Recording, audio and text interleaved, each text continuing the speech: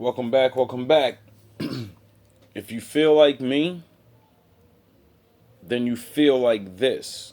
And if you feel like this, you need to take time out, find yourself, rebuild a little, and come back. Because I had enough. And the thing is, whoever I'm picking up on here, I'm getting this like you're the lone wolf, okay? Like you're always alone, and it's not because you're toxic, okay? You may even like gaslight yourself into thinking, oh my god, maybe I'm toxic, maybe I'm the problem. No, right? People seem to target you and they seem to exclude you and they seem to pick on you because these people, okay, have the spirit of envy. They're very jealous of you. They might not even know why they're jealous of you, okay? You could literally, they could have, you know, everything in the world and they still would be jealous of you because of your light, because of your energy, because your light and your energy and your pure soul is something that cannot be bought, okay? It cannot be imitated, right? This is something that you embody and it's rare. People often wonder, why is Batman so dark and emotionless? And here's why. Now, Batman wasn't always like this. However, during his training to become Batman, Bruce's sensei taught him to cut away his feelings and emotions, as this is the thing that would tether him to humanity. And Batman was trying to become God. However, the sensei's wife, who was kind of a mother figure to Bruce, told him that he should always have to cut away his feelings and emotions, as this is the thing that would tether him to humanity. And Batman was trying to become God. However, the sensei's wife, who was kind of a mother figure to Bruce, told him that he should always have his emotions and that is normal. Batman then followed this advice and started seeing a girl named Mio behind his sensei's back. And one night, Bruce was thinking about Mio and went to her house to go see her. However, she was busy and said that she'd be by his house in 10 minutes. Bruce went home, and while he was waiting on her, an intruder broke into the house and stabbed Sensei. And Bruce immediately took down the intruder and took off the mask, and it was Mio. Mio, with her dying words, said, "Planned, ever, paid me." We find out that the Sensei's wife paid Mio to kill the Sensei so that she could collect his fortune. And the Sensei stabbed her too. Sensei's dying words were, "Let this be your final lesson, Bruce, that this is what closeness will do to you." Protect yourselves. Read, learn. Humble yourself. Be happy. When you feel happiness, when you feel that vibration, that's how you should always be. Every time you're out of it, find a way back to it. Now, I want to show you a little scripture that I know none of you is even pay attention nor, read. And your grandmother and your pastors probably don't tell you about this stuff. But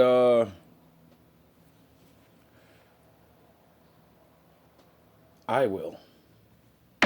The two witnesses. A description of two people who will assist in carrying out the work that God has for them to do during the time of the tribulation can be found in Revelation 11:3-12. And I will grant you authority to my two witnesses, and they will prophesy for 1260 days, 42 months, 3½ years, dressed in sackcloth. These witnesses are the two olive trees and the two lampstands which stand before the Lord of the earth. And if anyone wants to harm them, fire comes out of their mouth and devours their enemies. So if anyone wants to harm them, he must be killed in this way. Revelations 11:3-5, Amplified Bible. At the end, there will be two witnesses who will prophesy in the city of Jerusalem. The verse reads, "My two witnesses." The nature of their ministry is prophetic, as evidenced by the fact that they will prophesy. They preach and display repentance, as seen by their wearing sackcloth, and they have an effective ministry, as we read, "I will give power." The two witnesses indeed serve with power. Such power, in fact, that they can witness for 1260 days, despite the world's antagonism. We also read, "And if anyone wants to harm them, fire proceeds from their mouth and devours their enemies." God has given the two witnesses special protection, similar to Elijah. All of the nouns used to refer to the witnesses in this passage are masculine in ancient Greek grammar.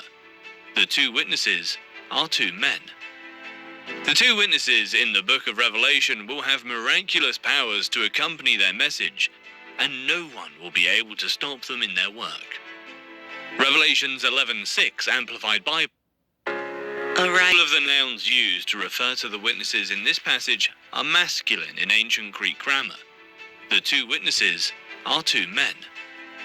The two witnesses in the book of Revelation will have miraculous powers to accompany their message, and no one will be able to stop them in their work. Revelations 11:6 Amplified Bible. These two witnesses have the power from God to shut up the sky so that no rain will fall during the days of their prophesying regarding judgment and salvation. And they have power over the waters, seas, rivers, to turn them into blood and to strike the earth with every kind of plague as often as they wish.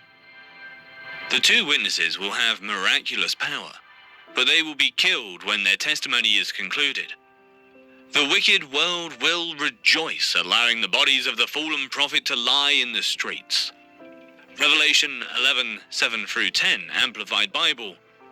When they have finished their testimony and given their evidence, the beast that comes up out of the abyss, bottomless pit, will wage war with them and overcome them and kill them. And their dead bodies will lie exposed in the open street of the great city Jerusalem, which in a spiritual sense is called by the symbolic and allegorical names of Sodom and Egypt, where also their Lord was crucified. Those from the peoples and tribes and languages and nations look at their dead bodies for 3.5 days, and will not allow their dead bodies to be laid in a tomb. And those non-believers who live on the earth will gloat over them and rejoice, and they will send gifts in celebration to one another, because these two prophets tormented and troubled those who live on the earth. Those who dwell on the earth will rejoice over them, make merry, and send gifts to one another. The earth saw and triumphed over the deaths of the two witnesses. It is possible that the fact that people see this of all people, tribes, tongues, and nations is an indirect foreshadowing of how current mass media works. It is incredible and not far-fetched at all to think of a live, worldwide broadcast on any channels and over the internet and see the fantastic scene described here. Broadcast on any channels and over the internet and see the fantastic scene described here. The idea is also that the world treats these two witnesses humiliatingly.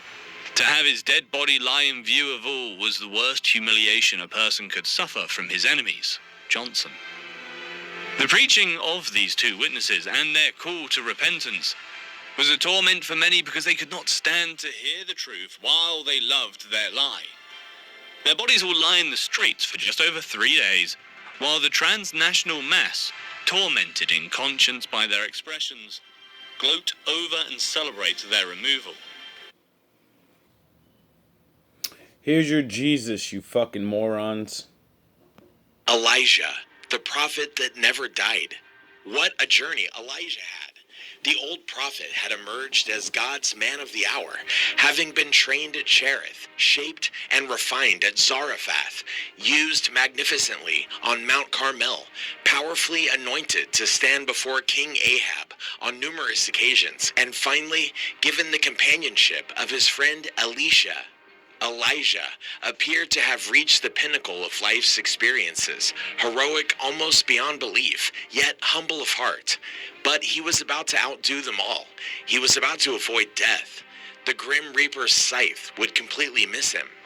Elijah's deathless departure places him in the extremely rare category of deathless departures. Only 2 people in recorded history have left the planet without passing through the jaws of death. According to the sacred record, only 2 people have been immediately ushered from this earth, directly into the presence of God. The first was Enoch. Genesis chapter 5. So you're telling me Enoch and Elijah are so special God wouldn't let nobody kill them and whisk them away into heaven and let them stay in heaven? but his son let him get the worst whooping of his fucking life, just so to prove that he'd God. Like, does that even make sense to you? Real men fall on this sword for their family. So I believe the Most High would come down here and take that L himself like a real man and save his sons. Verse 21 to 24. When Enoch had lived 65 years, he became the father of Methuselah.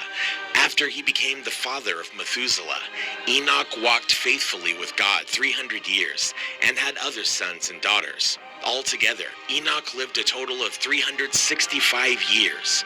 Enoch walked faithfully with God. Then he was no more, because God took him away.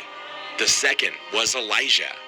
Those believers who are living on earth at the time of Christ's return will be the last to experience this type of departure. We don't know the exact date or hour, but we do know this.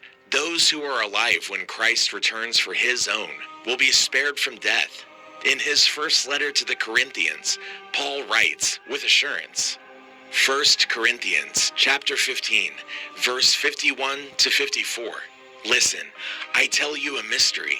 We will not all sleep, but we will all be changed. In a flash, in the twinkling of an eye, at the last trumpet. For the trumpet will sound. The dead will be raised imperishable, and we will be changed. For the perishable must clothe itself with the imperishable, and the mortal with immortality. When the perishable has been clothed with the imperishable, and the mortal with immortality, then the saying that is written will come true. Death has been swallowed up in victory. The remarkable aspect of Elijah's story is that he knew he would be taken to heaven without dying. As a result, he provides us with a fitting example of how we should live in anticipation of Christ's return. From the context, it is obvious that God gave Elijah information about his ultimate departure ahead of time, although we are never told when or how he did this. As we will see, God also revealed it to the sons of the prophets, as well as to Elisha, the old prophet's close friend and divinely appointed successor. 2 Kings chapter 2, verse 1 to 12. When the Lord was about to take Elijah up to heaven in a whirlwind, Elijah and Elisha were on their way from Gilgal. We have arrived at Elijah's final day on earth, when he will be taken up in a whirlwind. The Hebrew here can also be translated in a gust, in a windy moment. In some kind of sweeping movement, Elijah would be caught up, and in that instant, he would be gone from this earth into God's presence. Now, God had not only told Elijah that this would happen and how it would happen, he also had told him where it would happen. This explains why we see Elijah moving quickly toward the Jordan. As you read the narrative, imagine the scene as it unfolds. 2 Kings chapter 2, verse 2 to 6. And Elijah said unto Elisha, Tarry here, I pray thee, for the Lord hath sent me to Bethel. And Elisha said unto him, As the Lord liveth, and as thy soul liveth, I will not leave thee. So they went down to Bethel. And the sons of the prophets that were at Bethel came forth to Elisha, and said unto him, Knowest thou that the Lord will take away thy master from thy head today? And he said, Yea, I know it. Hold ye your peace.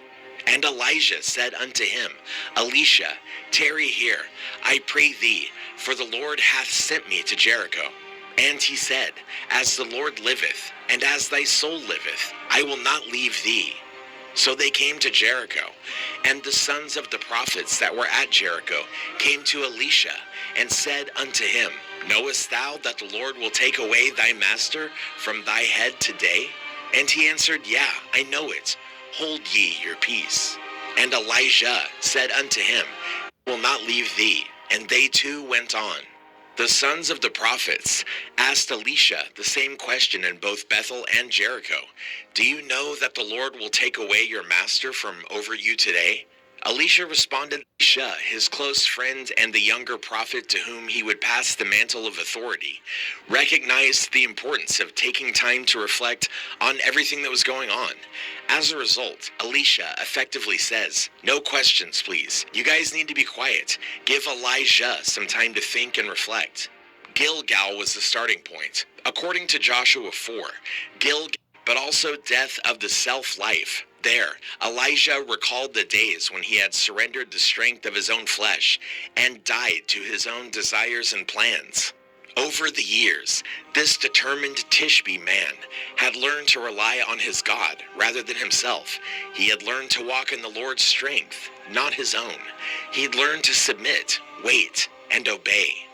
Such self-denial is not something that comes naturally. It is a learned virtue, encouraged by few and modeled by enemy territory, and where he frequently met with his Lord. Genesis chapter 12, verse 8. From there he went on toward the hills east of Bethel and pitched his tent, with Bethel on the west and Ai on the east. There he built an altar to the Lord and called on the name of the Lord. During his times of searching and struggle, as well as dedication and preparation, the patriarch frequently returned to Bethel, where he had first worshipped and communed with God. Finally, Elijah went to the Jordan, which was a place of death, not just physical death, but also death of the self-life. There, Elijah recalled the days when he had surrendered the strength of his own flesh and died to his own desires and plans. Over the years, this determined Tishbe man had learned to rely on his God rather than himself. He had learned to walk in the Lord's strength, not his own. He'd learned to submit, wait, and obey. Such self-denial is not something that comes naturally. It is a learned virtue, encouraged by few and modeled by even fewer, particularly among those who have become known as Type A personalities. Prophets are notorious for having this temperament, which makes Elijah's accomplishment all the more remarkable. He was as soft as clay in his master's hands, with no hedging in heroism. As previously stated, he produced his best work under the shadow of the Almighty. His was a powerful life because he had reached a point in his life where he welcomed the death of his own desires, if it meant the display of God's greater glory. How does this apply to us? There is a Jordan, which is the final destination for all of us. Of course, most of us have no idea when we will arrive in Jordan. It could be decades away, or maybe not. But there is also another kind of death, and that is the death of self, when we learn the necessity of self-denial. This death is part of taking up his cross and following him. Matthew chapter 10, verse 38. Whoever does not take up their cross and follow me is not worthy of me. When we finally learn to do that, which is a difficult rite of passage, peace reigns supreme. Separation, words of departure. Elisha said to Elijah as he arrived at the Jordan, his final earthly destination, "As the Lord lives, I will not..."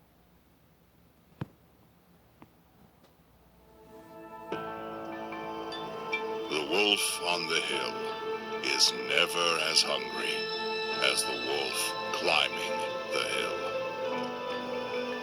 It's not easy going it alone, but if you keep going, stay true to yourself, it will be worth it in the end.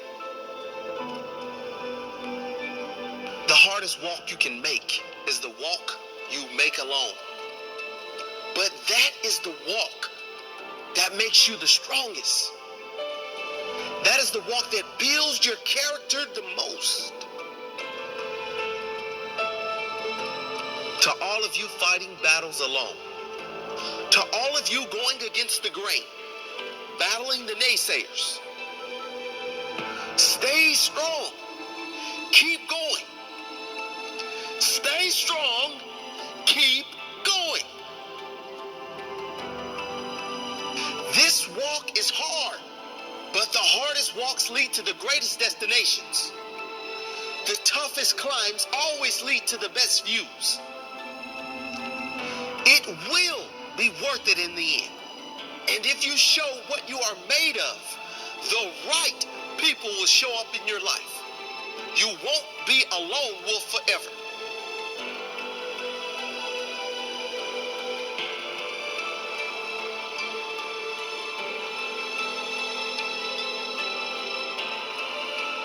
You have qualities only few can admire because most don't possess.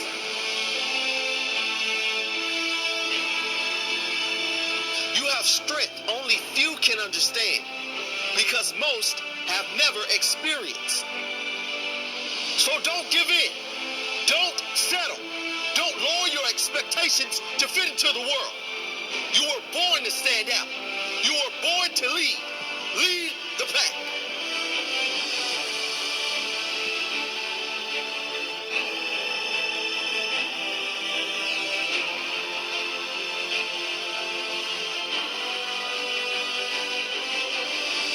They say the wolf on the hill is never as hungry as the wolf climbing the hill. Always be that wolf climbing the hill. Always hungry for more. Always hungry to grow. To feed your mind and rise to the highest level you can take yourself. Never looking back. Always looking forward to the next feast. Feast of success in whatever you do. It does not matter if you have to walk alone for a while. It is much better to walk alone in the right direction than to follow the herd walking in the wrong direction. Stay strong. Be different.